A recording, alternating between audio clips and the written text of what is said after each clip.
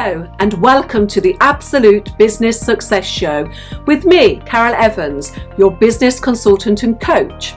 I've worked in business all my adult life and set up and run a number of my own businesses over the last 15 years. In this show, I'd like to share with you the tips and strategies that have helped me create success in my business and life, as well as those in my clients. In this series, I'm going to be interviewing women who inspire and asking why she does what she does. If you want full inspiration, then why not hit the subscribe button so you don't miss out? And if you'd like even more information, then why not head over to my website at consultancyandcoaching.co.uk. Here you'll find lots of wonderful freebies that'll help you make the progress you desire. Now, let's get started.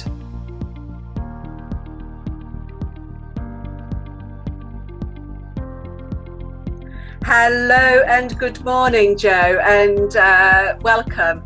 And thank you so much for joining me this morning and for providing some Monday morning motivation. Thank you. So, Jo, why don't you go straight ahead and just tell us who you are and what you do? Well, I'm Jo Gaffney. What I do now, and it's very new to me, is image consultancy and colour analysis. So these are quite new. I'm actually a registered mental health occupational therapist by background. And I have been working in the NHS for quite a number of years. And I decided that I'd moved into management and didn't feel like a therapist anymore. With 20 years ahead of me in my professional career, I wanted to explore something different, so I've ended up retraining as an image consultant. That is quite a massive difference, isn't it, from kind of NHS, occupational therapy, mental health to image consultancy. And what kind of made you actually decide on the image consultancy? Was it linked to kind of what you'd experienced in the job, or something that you were just passionate about? Well, it does sound like a big leap. I think the biggest leap is being in a secure and large organisation into being completely on your own. Sure. Actually, the career link isn't that different. So what I found is I feel more like an occupational therapist now than I have done for the last 7 or 8 years. What I'm actually doing is a very therapeutic process, and I think my skills as an occupational therapist support me to be my own sort of image consultant. I think your personal image is quite an emotive subject when ladies, it's mostly ladies, but this is also available to gentlemen as well, and children. When people are sat in that chair having their colour analysis or having a talk about style and how they present themselves, we often go back to how they've ended up hiding in black or baggy clothes. So it's quite a therapeutic process. So it's not a million miles away from what I have been doing as a clinician. It's really fascinating, Jo, that there is that link there, and I can understand it because I have a background in psychiatric hospitals as well, so I can understand it. And I also know from my own personal point of view, and also from many of my clients, where they just suffer so much, so often, in terms of confidence about the way they look and the way they come over. And it's amazing to see, that you can have that effect on people. But what kind of challenges have you had along the way then, from moving from the corporate NHS world into your own business? I would say my biggest challenges are my own self-doubt. So I'm very fortunate to be very supported by my husband. So finances, I think, are the biggest hurdle, because you go from a secure monthly income to nothing. Everything has to be generated. So there's a lot of talking, marketing, telling people what you're doing, who you are, before you actually start to have a financially stable business. I'm actually only in month 3, so those challenges are still current. The doubts are, I think, a lot of people, we think I'm not a businesswoman. How do I know the first thing about setting up a business? But actually, there's a whole host of information that I do know. I know the important bit. I know about what it is that I want to offer. I know that it's a good service, and I know that people love it and benefit from it. The rest falls into place as you go. So the challenges are still current, but I'm dealing with them. I knew there would be challenges.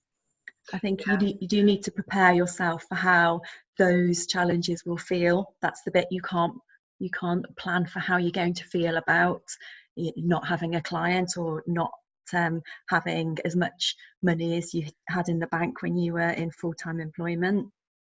Yeah, and I think two things there, Jo, is one is obviously people would expect somebody with your background, you know, particularly in mental health, that they'd look at you and think, oh no, she's not going to have those self-doubt issues because she knows how to deal with them. And the second thing I'd say is that, having been in business, worked in business virtually all my life, but you know, started work for myself a good 15, 16 years ago, those challenges never actually go away. You know, you never overcome kind of all the doubts. You just learn how to deal with them more effectively. So tell us a little bit about how you've helped some of your clients. You know, you don't have to give specific details about individuals, but you know, what is the process that you take them through then? Well, just going back to what you said about the mental health bit, I think mental ill health is indiscriminate. We all have mental health. Yeah. It's how we manage our mental health. So working in mental health gives you some management strategies. It doesn't mean to say that we won't have those feelings and that self-doubt from time to time, as you've just highlighted.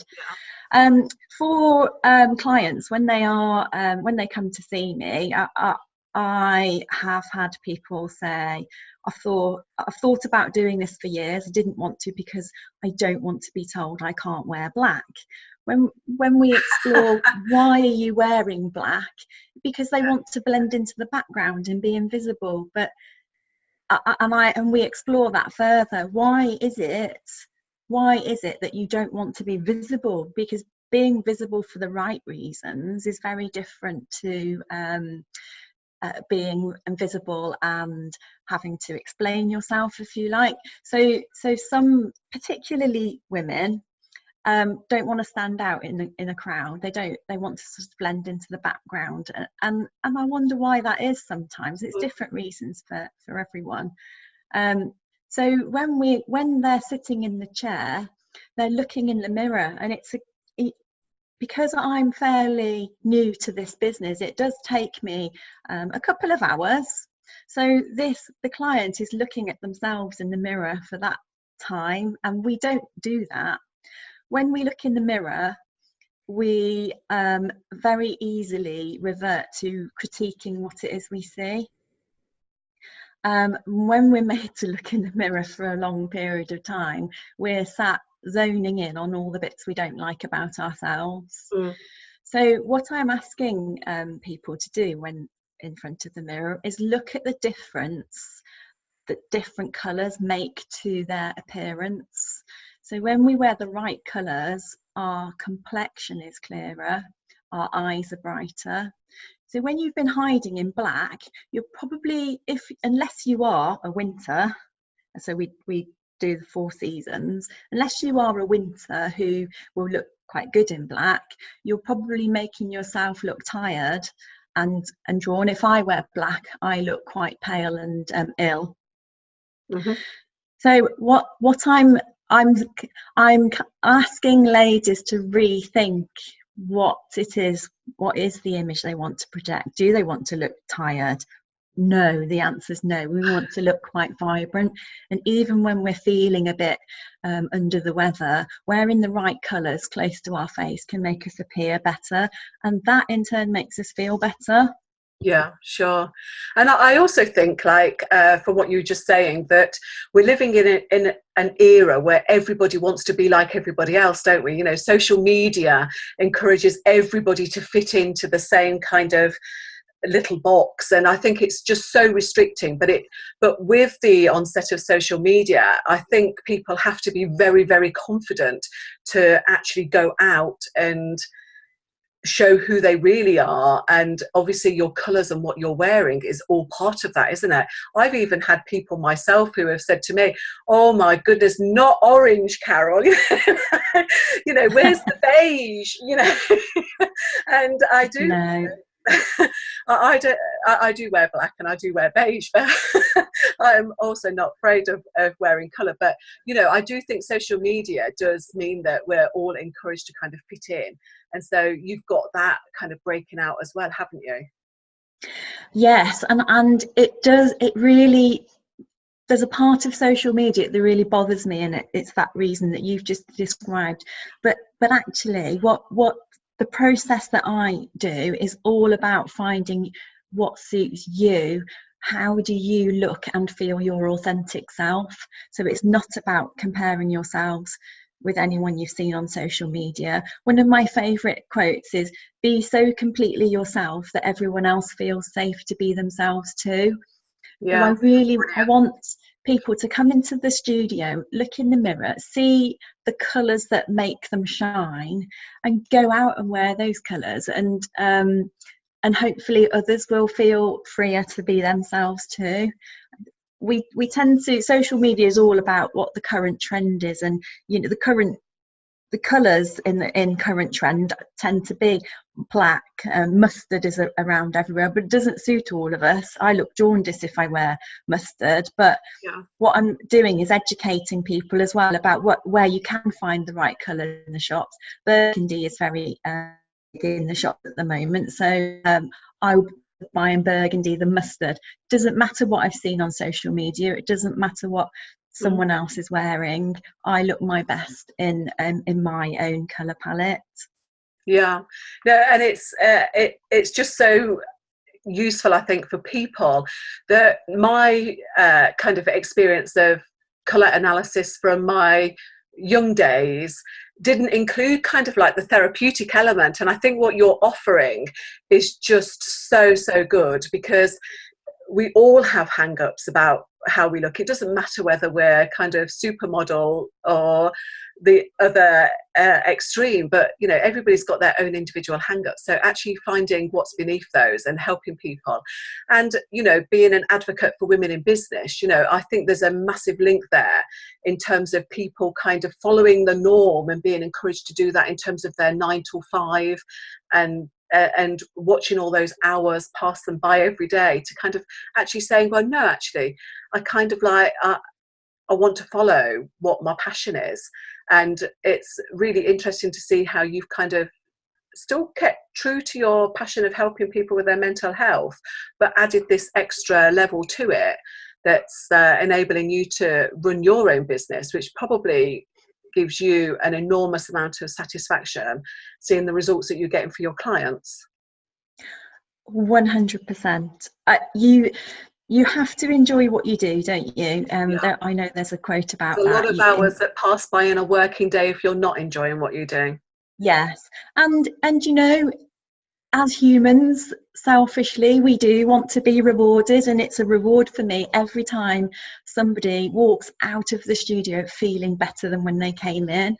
And I'm not embarrassed to say that that's a selfish thing. I like that. I like somebody coming in and going away feeling that they can go and be themselves. And it's not just about the colours, it's about the styles you wear, how you dress, your personality. And we're all different, and that's what we should be celebrating. Absolutely, totally agree there. So Jo, what kind of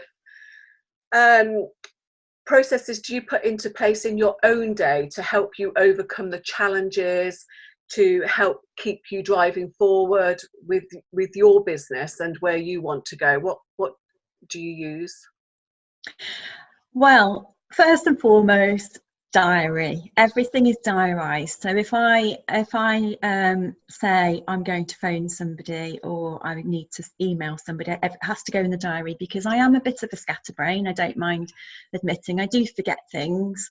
My diary is my biggest organisational tool, but I do like to set myself goals. So my to-do list that I write on Monday is sort of my goal list. And being an occupational therapist by background, those goals have got to be smart. So there's no point in me making myself big, unachievable goals, because that's not going to do my mental health any good either. Yeah. So I do that diary. That's the practical thing.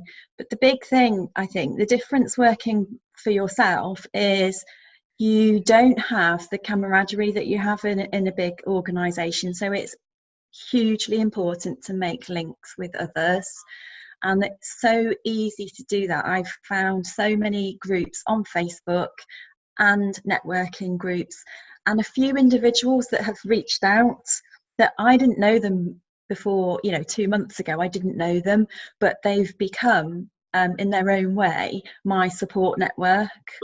So I do have an associate I work with as well, who is very skilled in the field in which I've just come into, and I just think it's so important to be authentic, to be yourself, and to ask for help when you need it. Sometimes that help is just a listening ear, but that's so readily available when you work in a big office or a big organisation. You've got to physically go and find it when you're self-employed.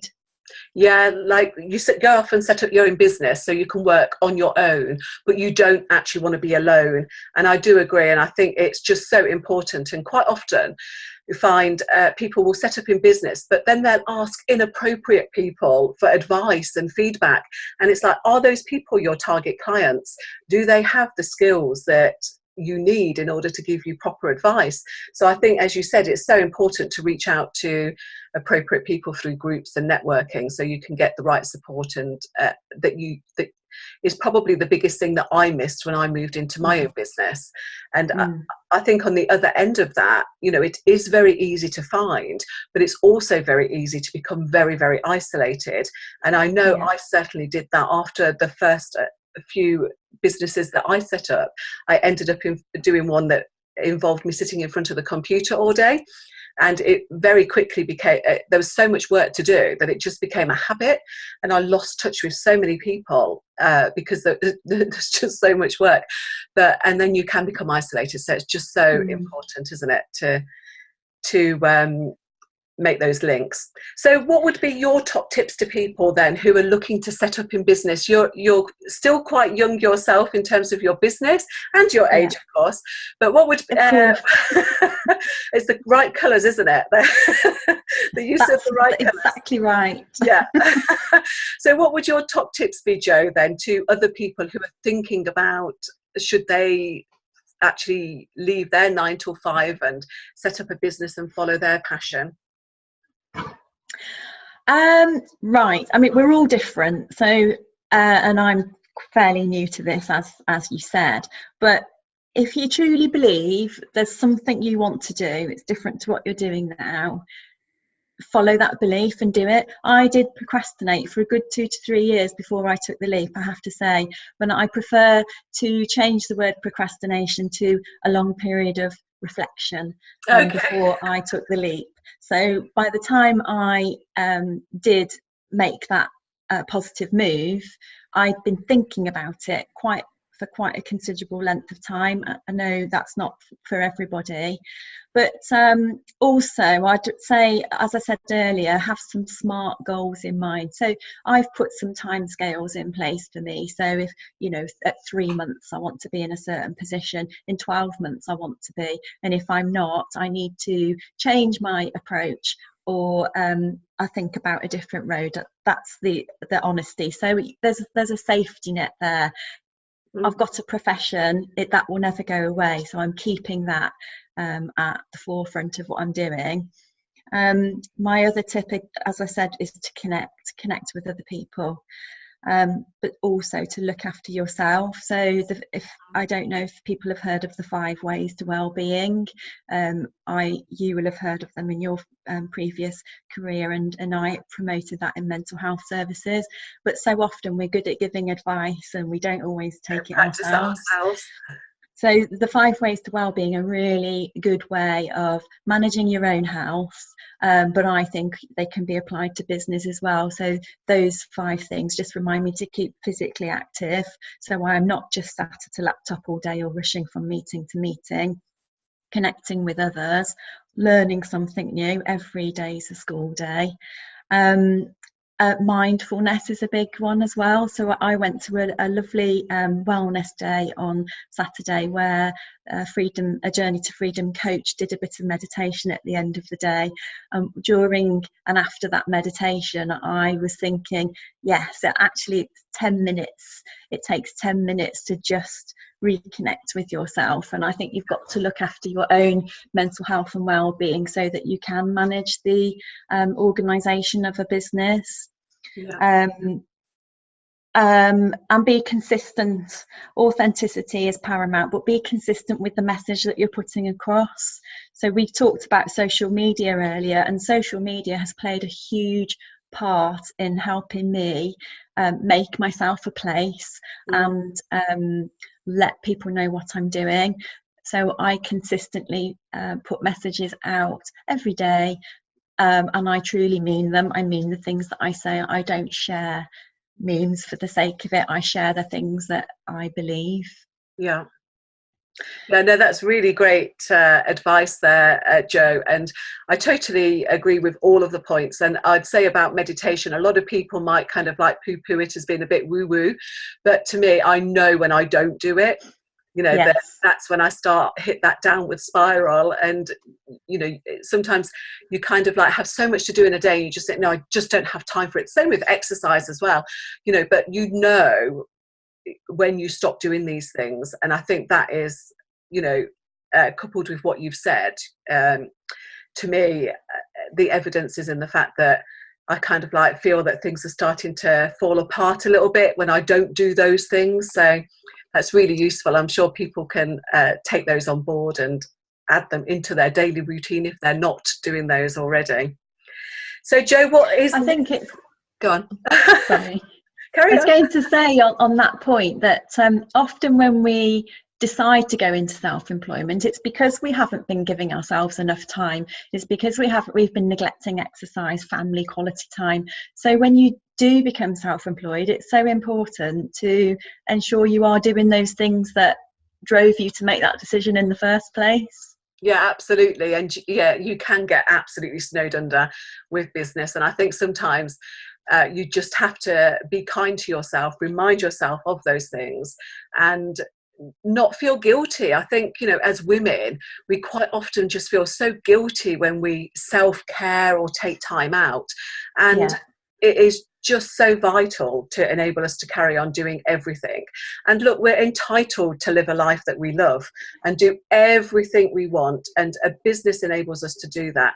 And if we can be in a business that fulfills us, that gives us the feelings that we want to do by spending our 8 hours or our 6 hours or even our 2 or 3 hours a day doing what we love, then it's absolutely amazing. But it is what we are meant to do, isn't it? Absolutely. I agree. So Jo, what is next for you then? How are you going to continue growing or adding new things into what you do? Next for me, so it's early days, but I have some training. I'm doing some style training. So the immediate next is style training for 2 weeks in Watford. So I'll be adding some skills to my portfolio. But really, it's just to continue building on what I have been doing. I've got lots of talks booked in I've got one booked in for September next year. So lots of talks. Yeah. And I'm really happy to come and talk to groups about what I do, because it really is such a confidence builder, great for self-esteem, great for young, older people, whoever, anybody can benefit from what I'm doing. So I'm just carrying on spreading the message. Yeah, no, that's fantastic. And I would strongly urge anybody to get in touch with Jo for some advice and support and make use of her services, because I think that, you know, it's time to stop kind of following what everybody else does and just, you know, find who you are and be true to that person. And there's so much satisfaction on the other side of that. So how can people find you, Jo? What have you got? A website, Facebook page? Yes, you can find me, Jo Gaffney, on Facebook, House of Colour, Worcester Jo Gaffney on Facebook, at Jo Gaffney HOC on Instagram. I do have a web page on the House of Colour website, which is www.houseofcolour.co.uk/Jo Gaffney. Okay. But it's better to find me on Facebook or Instagram. Message me. I'm really happy to answer any questions. I'm happy for people to come and just talk to me about what I do. There's no obligation to engage in the services. Yeah, no, that's and I great. love to hear from people. Yeah, no, that's great. And I'll post all your links in with the video when I post that all out. Thank you. It's been absolutely fascinating talking to you, Jo, and really interested in your service. And it sounds like you're just giving so much to all of your clients and encouraging other people to kind of follow their passion as well. So thank you so much for your time and for your inspiration. Thank you. It was a pleasure. And thank you to everybody for listening in.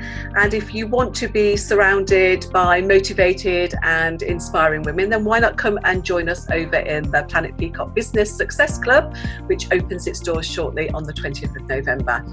But thank you, and I hope you all have a great week and a great day today. And thank you again, Jo, to you for your amazing advice and information today. You're welcome. Have a great day. Thank you so much for watching this episode, which I sincerely hope you found both beneficial and enjoyable. Now don't forget to head over to my website at consultancyandcoaching.co.uk and download the freebies there. Stay tuned for the next episode. Now go out there and create great success.